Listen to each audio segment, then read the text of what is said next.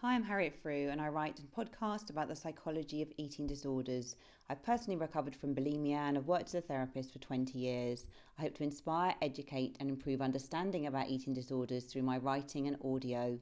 Names used are fictional and stories shared are a combined insight of many client experiences. I believe that full recovery is possible for everyone. 7 secrets to happier body image. So poor body image can be a destructive and confidence-sapping bane in your life. It lingers with a veil of negativity that permeates many waking moments and saps your mood. You might wake up and think about your body, and within minutes you've already headed to the bathroom for a morning weigh-in or touched your stomach whilst evaluating the contours or felt anxious about what to wear. The Mental Health Foundation, in collaboration with YouGov in 2019, found that 1 in 5 adults felt shame, just over 1/3 felt down or low, and 19% felt disgusted by their body image in the last year.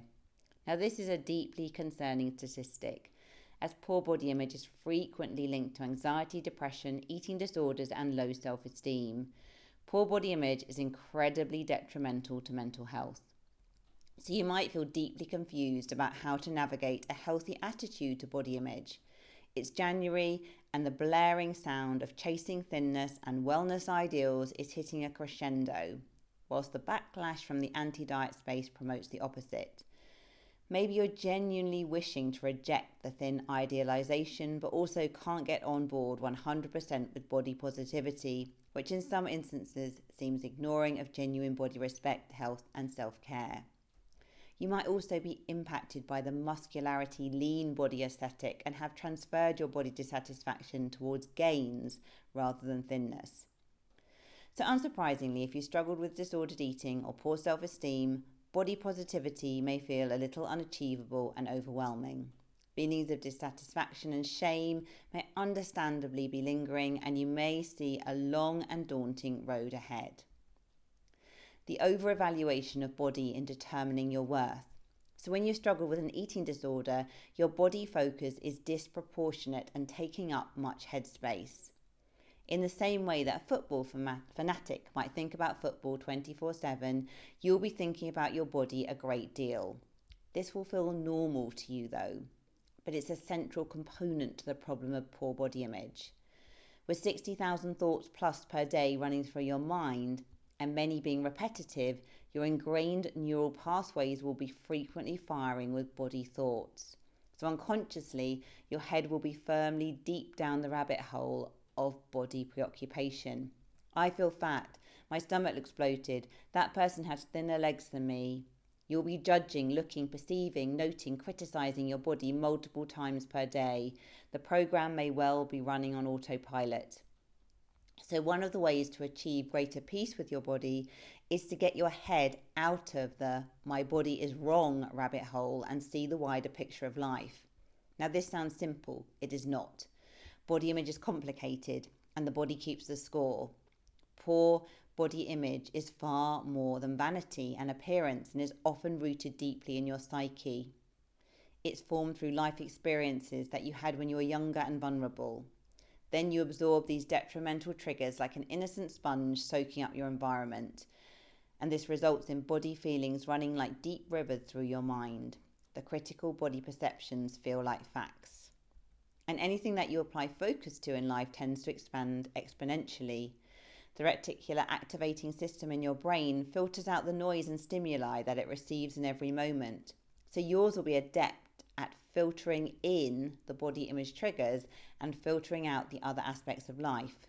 You will have an over-evaluation of body weight shape in determining your self-worth and likability, and your worth will have become overly dependent on body image factors to feel good. So how do you begin to change this? I'm going to talk about 7 secrets. So number 1, understand your body image story. Your body image is largely perception rather than fact. Your body has lived a diverse and winding tumultuous journey with many experiences and feedback. So write out your own body image timeline. Think about your family environment. Think about diet culture messages, family and friends, their relationship with food and the impact on you, trauma, bullying, puberty, influences at school, social media, anything else. The thoughts, beliefs, feelings, and perceptions that you have about your body may feel like an absolute certainty as linked to your personal story, but feelings are not facts, and your perception will often be distorted. So view your body image history through a different lens, imagining that you are a loving parent engaging with your younger self.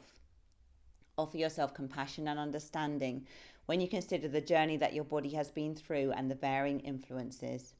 And begin to retell your own body image story with loving kindness and question with curiosity the labels and influences inflicted on you. Number 2, aiming for body neutrality over body positivity. Now, hopefully, you might remember a time as a young child where body thoughts were largely non-existent. You happily cruised through your day without even thinking about the size of thighs or flat tummies. So body neutrality is taking steps to return to this carefree and less body-focused version of you. Back then, your body was not an ornament to be perfected or sculpted. It was a reliable vessel to move you around. So body neutrality leads you towards this place. Rather than trying to shower your body in buckets of self-love, it guides you towards body respect and showing less interest in your body overall. It involves valuing your body for what it can do over pure aesthetics. Your body has amazing physiology, and hopefully you can run for a bus or lift something from the top shelf with relative ease. A mobile body is a wonderful gift. Acknowledge that your body is worthy of appreciation and love, and take baby steps towards this. Gently direct your thoughts and self-talk away from judgment and criticism. Remember that your body is your sacred home. It is worthy of basic self-care and more. Think about what your body has done for you today, concentrating on health, movement, or physiology. And you might want to jot down 3 points in a journal to direct your focus in this direction. This helps create a valuable habit of thinking about your body differently. Number 3, the weighing scales. Obsessive weighing rarely boosts self-worth or confidence. If the number on the scales decreases, anxiety rises around maintaining this. If the number rises, then you'll likely react through overeating or restricting, with food preoccupation dominating the day. So if you unhelpfully attach the scales, thoughts connecting weight with worth will predominate. The weighing scales are likely a critical authority figure. It's so hard to win. So it's tricky to be distracted from that number once it's imprinted in your mind. So work to reduce and change your relationship with the scales and reduce your interaction with them. Number 4, mirror, mirror on the wall. Glancing in the mirror to check your outfit or to do makeup is constructive, but scrutinizing your least favored body parts and critically zooming in for several minutes is not. You probably don't view the background or see your body as a whole. Instead, you micro-examine and pick apart the perceived faults and body imperfections. Now, what you focus on tends to expand. Judgmental thoughts will ripple like waves through your mind following a body dissection session. So notice how you are viewing yourself in the mirror. Notice the frequency of body checking, and you might wish to make some changes here. Number 5, compare and despair. As a human being, you will naturally compare yourself to others to determine social status and rank, and you might be inspired or influenced by others in a positive way. Contrastingly, if you have poor body image, you'll be making relentless comparisons with others as you go about your daily life. It's detrimental, as it's almost impossible to win with comparisons. A fleeting feeling of superiority lasts all but for a short burst of time, and the familiar feeling of inferiority can contaminate your day and poison it to the core. You're also likely to compare yourself to specific people, not with every person that crosses your path. Certain individuals might trigger unwanted feelings of envy and inadequacy. Notice your patterns here, as this may be rooted in earlier experiences. No one wins at comparisons. Even the supermodel who's comparing cannot feel safe in self-esteem, as a younger, prettier, slenderer version is always on the horizon. So every time you notice yourself comparing, stop and direct your thoughts to something else. Remind yourself that this does not serve you, and instead go inwards and appreciate your own individual strengths and attributes. Number 6, expand your world outwards.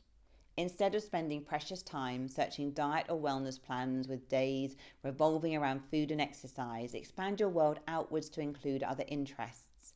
So you might need to reconnect with hobbies that used to inspire and light you up. You might wish to think about your purpose and enjoyment of work. You may wish to reflect on your relationships.